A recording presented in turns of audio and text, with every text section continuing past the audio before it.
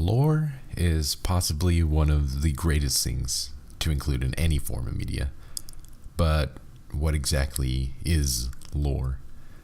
Well, according to Google, lore is, quote, a body of traditions and knowledge on a subject or held by a particular group, typically passed from person to person by word of mouth.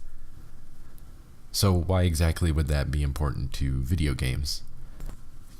You see, a game that tries to establish itself in a created world needs to cover what the world is and how the story is taking place in said world. Some games do this phenomenally, while others don't. I believe lore is established when the story being told is placed in a world that has a history to it. But this is sort of convoluted, and I'll show you why. The Last of Us takes place in a world that has been infected by a strain of cordyceps fungi, so we know that the world you play in has a history, but that world is essentially the same to our own world, albeit with some major changes.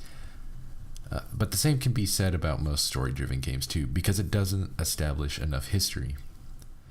A game like Dark Souls, however, takes place in a world you initially know nothing about. Even the story of the game is hard to follow at times, so delving deeper into it seems impossible. But the developers of the game neatly laid out their world through the use of NPC dialogue and item descriptions. I can't begin to comprehend how genius this is.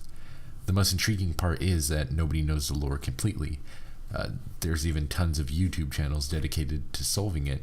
There's holes and gaps that'll probably never be filled, which makes the mystery so much more realistic. It's as if the world has a history akin to our own. But I think the magnum opus of lore comes from J.R.R. Tolkien and his World of Middle-earth. You see, the stories of The Hobbit, The Lord of the Rings, and the Silmarillion are all very small compared to the history of the world.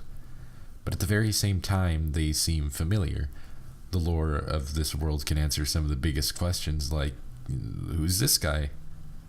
Like, oh, that's the mouth of Sauron, and he used to be like a human or something. And, like, why is the One Ring drawn to Sauron? Oh, it's because he literally put his soul into it. And why does Sam cry when Frodo tells him to go home? Oh, it's because Sam has feelings too. And it's okay for boys to cry. It's okay.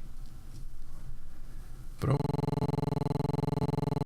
overall, lore is fun, but it is intriguing because it brings familiarity to our own history, which some people should really read up on.